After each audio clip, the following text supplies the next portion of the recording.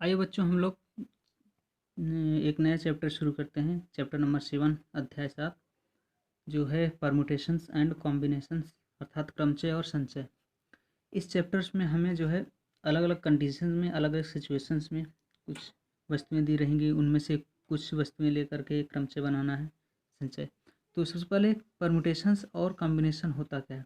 जैसे मान लीजिए कोई संख्याएं दी गई हैं, अक्षर दिए गए हैं, ABCDE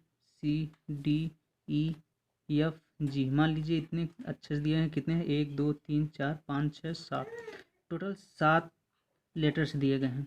ठीक है।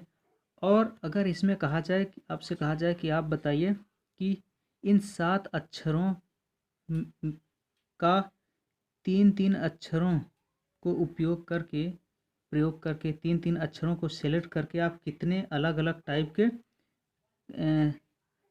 युग्म बना सकते हो। अगर आपसे कहा जाए 3 लेटर्स का प्रयोग करके कितने अलग अलग तरीके के आप पेयर बनाओगे, तो आप कहोगे कि हम बना सकते हैं कि ABC बना सकते हैं, या BCD बना सकते हैं, DEF बना सकते हैं। इस तरह से अलग अलग टाइप्स के हम क्या बना सकते हैं, कॉम्बिनेशन बना सकते हैं, युग्म बना सकते हैं, कंबाइन कर सकते हैं। ठीक है।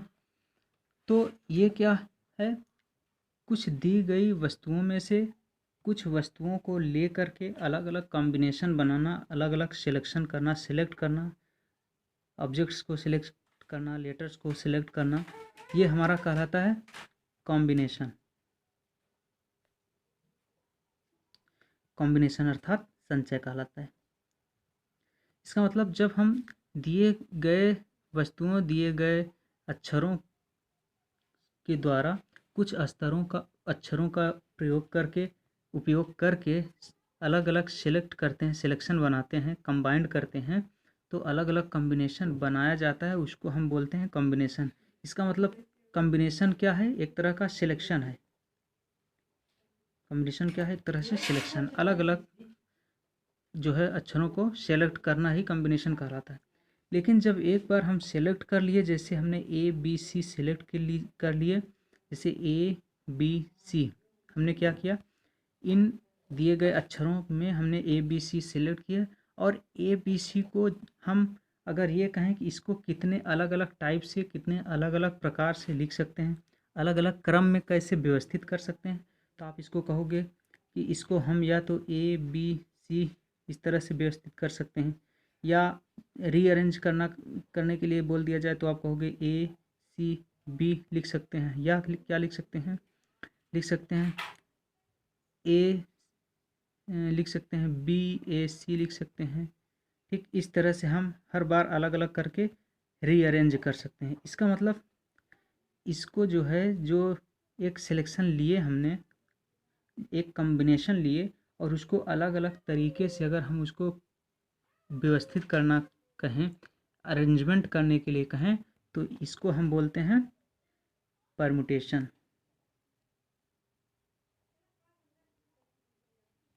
इसको बोलते हैं परमुटेशन अर्थात क्रमचय। इसका मतलब संचय और क्रमचय में बेसिक डिफरेंस क्या है, अंतर है, ये चीज़ समझ गए होंगे। कॉम्बिनेशन क्या कहलाता है, हमारा सिलेक्शन कहलाता है, अर्थात कुछ दी गई वस्तुओं से कुछ वस्तुओं को छांटना, सेलेक्ट करना, वो हमारा क्या कहलाएगा, कॉम्बिनेशन कहलाएगा। लेकिन एक कॉम्बिनेशन को हम कितने अलग अलग टाइप से रीअरेंज करेंगे, अर्थात अरेंजमेंट हमारा क्या कहलाएगा, परमुटेशन कहलाएगा। किसी किसी कॉम्बिनेशन को हम अलग अलग तरीके से अरेंज करना, अरेंजमेंट हमारा परमुटेशन कहलाता है, जबकि कुछ दिए गए वस्तुओं से हम जो है अलग अलग टाइप के सिलेक्शन बनाना, कंबाइंड करना, वो हमारा कॉम्बिनेशन अर्थात संचय कहलाता है। ठीक। अब जैसे अगर हम कहें कि अगर ये कहें कि आपके पास मान लीजिए कुछ जूत सॉक्स और कुछ जो है शूज़ हैं, ठीक है, या फिर आपके पास अगर अलग अलग पैंट्स हों और शर्ट हों, जैसे मान लीजिए आपके पास 3 पैंट्स हैं और 2 शर्ट्स हैं, ठीक है, 3 पैंट्स और 2 शर्ट। तो अब अगर आपसे कहा जाए कि आप इसको किस तरह से इसको पहन सकते हैं, अलग अलग तरीके से अगर पहनने के लिए बोला जाए तो आप कैसे इसको पहन सकते हैं। तो आप कहेंगे 3 पैंट्स मान लीजिए क्या हैं, P1 P2 P3, और शर्ट्स क्या हैं, S1 और S2। मान लीजिए ये ब्लैक पैंट्स है, ये क्या है, ब्लू है, ये ब्लैक है, ये ब्लू है, और ये क्या है, ये वाइट है। ठीक, और शर्ट्स में एक वाइट शर्ट्स है, एक ब्लू शर्ट है।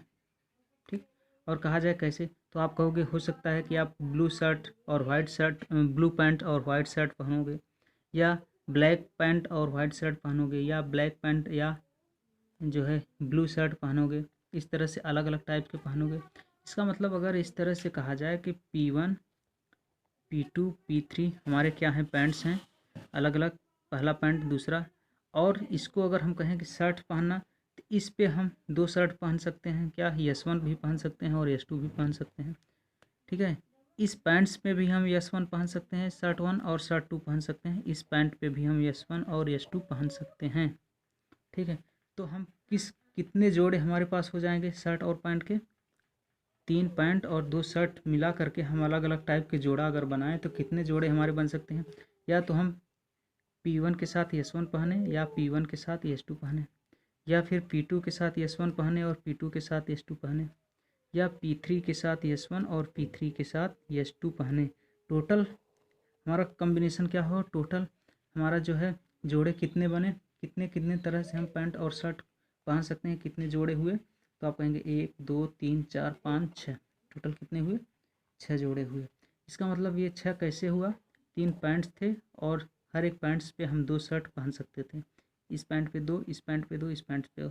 इसका मतलब तीनों पैंट्स पे हम 2 तरह के शर्ट पहन सकते थे, अर्थात 3 दूनी 6। और फिर अगर कहा जाए कि मान लीजिए आपके पास 3 पैंट्स हैं, 2 शर्ट हैं और 2 टाई हैं, 2 टाई, एक T1 है, एक T2 है। अगर ये हो जाए और आपसे पहनने के लिए कहा जाए किस तरह से आप अलग अलग पहन सकते हो, तो आप कहोगे हो सकता है हम P1 पैंट पे S1 शर्ट और S2 शर्ट पहने, और S1 शर्ट पे हम T1 टाई और T2 टाई लगा सकते हैं। इसी तरह S2 पे भी हम T1 और T2 टाई लगा सकते हैं। ठीक, फिर P2 पैंट्स है, इस पे हम S1 और S2 शर्ट पहन सकते हैं, इस पे T1 टाई और इस पे T2 टाई लगा सकते हैं, इस पे भी T1 और इस पे भी T2 लगा सकते हैं। फिर हमारा P3 पैंट है, इस पे हम S1 और S2 शर्ट पहन सकते हैं, और दोनों पे हमारे संभावना क्या है, T1 T2 और T1 T2 हम टाई लगा सकते हैं। इस तरह से टोटल कॉम्बिनेशन हमारे पास, टोटल जोड़े पेयर्स कितने बने, इस तरह से आप देखेंगे कि बना क्या, 1 2 3 4 5 6 7 8 9 10 11 12, टोटल कुल जोड़े हमारे पास कितने हुए, 12। ठीक है, क्या, P1 S1 T1, P1 S1 T2 और P1 S2 T1, P1 S2 T2, इसी तरह से टोटल हमारे पास जोड़े। अब ये कैसे निकला, इसका मतलब हमारे पास यहाँ पे 2 अलग अलग इंसिडेंट थे, 2 अलग अलग घटनाएं थीं। पहला घटना क्या था, पैंट पहनना, दूसरी घटना शर्ट पहनना। पहली घटना हमने कितने तरह से कर सकते हैं, 3 तरह से। 3 पैंट थे, 3 पैंट को हम 3 तरह से पहन सकते हैं। हो सकता है ब्लू वाला पैंट पहने, हो सकता है वाइट वाला पहने, हो सकता है ब्लैक वाला पहने। उसी तरह से हमारी दूसरी घटना क्या थी, शर्ट पहनना। शर्ट हो सकता है हम ब्लू वाइट वाला शर्ट पहने, हो सकता है ब्लू वाला शर्ट पहने। शर्ट हम 2 तरह से पहन सकते हैं। तो ये घटना हम 3 तरह से कर सकते हैं, ये भी हमारी 2 तरह से घट सकती है। तो फाइनली अगर हम कहें कि एक घटना 3 तरह से घट रही है, घटना 2 तरह से, तो कितनी तरह से घटनाएं घटेंगी, 3 गुणे 2 हो जाएगा, 3 दूनी 6। ठीक है, इसी तरह से यहाँ पे एक घटना, एक कार्य था हमारा पैंट पहनना, 3 तरह से पहन सकते हैं। शर्ट क्या है, 2 तरह से, हर एक पैंट पे हम 2 तरह के शर्ट पहन सकते हैं। उसी तरह से अब टाई भी आ गई, टाई भी हम क्या कर सकते हैं, 2 तरह से पहन सकते हैं। ठीक, तो इसमें हम 3 तरह से, इसमें 2 तरह से, ये 2 तरह से, कितना हुआ, 3 दूनी 6, 6 दूनी 12। इसका मतलब हम, हमारे पास टोटल संभावनाएं कितनी बनी, तीनों को गुणा कर दिया, 3 दूनी 6 दूनी 12। इस तरह से हम 12 तरह से हम शर्ट पैंट और टाई पहन सकते हैं। ठीक है, तो इसी से हमारा जो आता है कि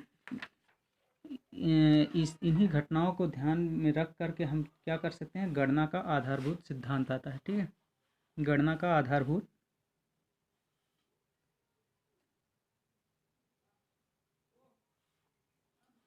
सिद्धांत।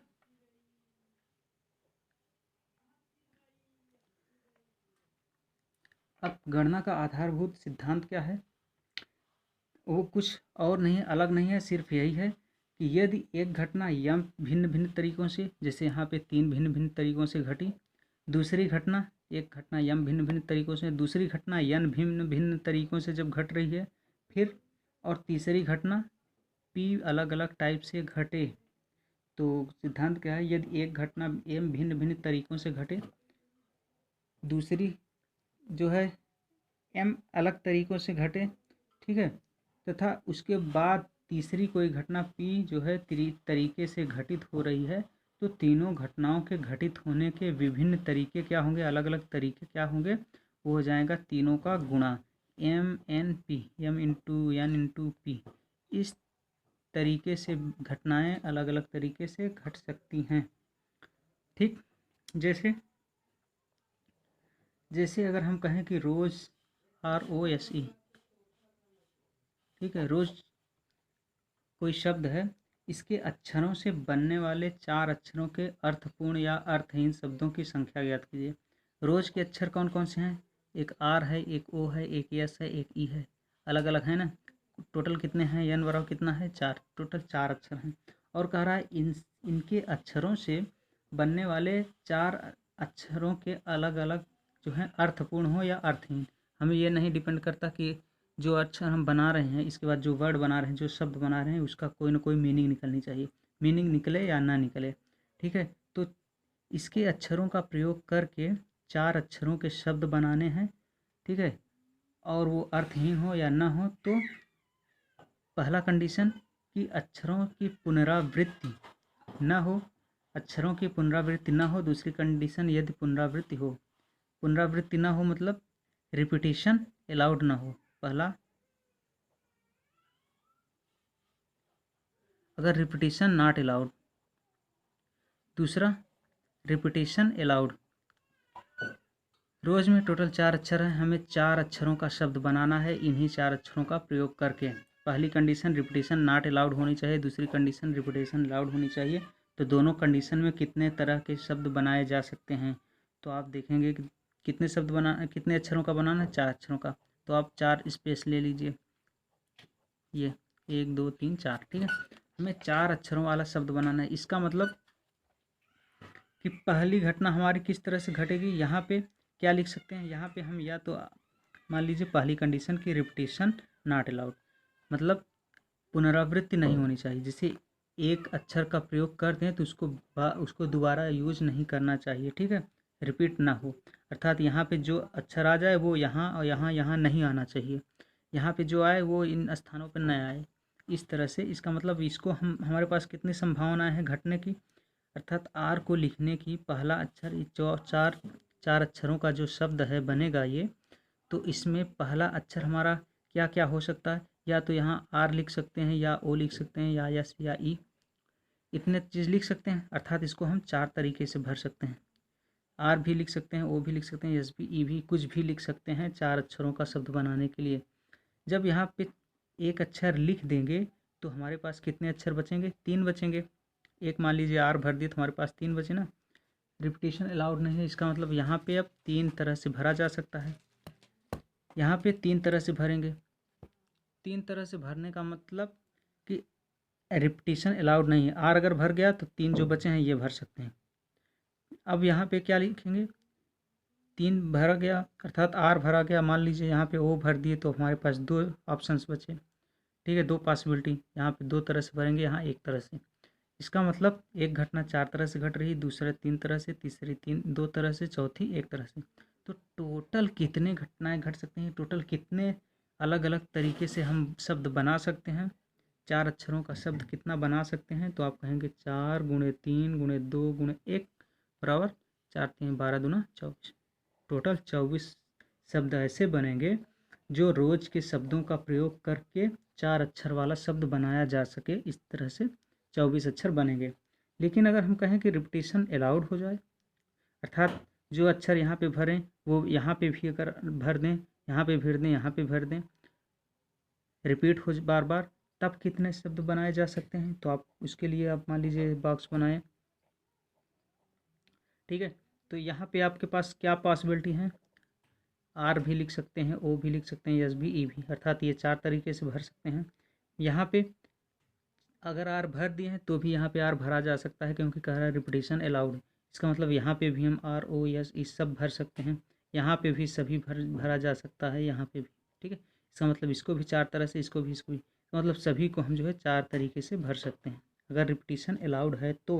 अगर रिपीटेशन अलाउड नहीं है, इसका मतलब अगर एक भर गया तो वो फिक्स हो गया। अब आगे 3 ही शब्द बच रहे हैं, अर्थात यहाँ के लिए 3 ही पॉसिबिलिटी है। और यहाँ पे भी जब भर दिए तो इसका मतलब 2 भर दिए, तब हमारे पास कितना बचा, 2 बचा। इसका मतलब यहाँ पे 2 पॉसिबिलिटी है। लेकिन जब रिपीटेशन अलाउड होगा तो यहाँ पे अगर 4 भर दिए हैं तो भी हम इन चारों को यहाँ भर सकते हैं, इन चारों को यहाँ यहाँ। इसलिए इस कंडीशन में हमें कितने वर्ड हम बना सकते हैं, कितने शब्द बना सकते हैं, तो आप कहेंगे 4 घटनाएं अलग अलग घट रही हैं, 4 यहाँ पे भरा जा रहा है, यहाँ पे भी, इसलिए क्या हो जाएगा, गणना के आधारभूत सिद्धांत जो है उसके द्वारा 4 गुणे 4 गुणे 4 गुणे 4, टोटल कितना होगा, सबको गुणा कर दीजिए, हो जाएगा 256। इसका मतलब कि रोज के अक्षरों का प्रयोग करके 4 अक्षरों वाले शब्द अगर रिपीटिशन अलाउड होगा तो 256 शब्द बनाए जा सकते हैं। इस तरह से इस एक्सरसाइज 7.1 के क्वेश्चन करना है। वहाँ पे बस देखना ये है कि अगर पहला अक्षर भरा जा रहा है तो दूसरे में पहला वाला आएगा कि नहीं आएगा। रिपीटिशन अलाउड होगा तो पहला वाला आ जाएगा, अर्थात ये 4 तरह से भरेंगे तो ये भी भरेंगे, ये भी। अगर रिपीटिशन अलाउड नहीं है तो ये अगर भर गया तो इसका मतलब यहाँ पे एक कम भरा जाएगा, चूँकि ये वाला फिक्स हो गया। इस तरह से हम जो है आगे क्वेश्चन सॉल्व करेंगे।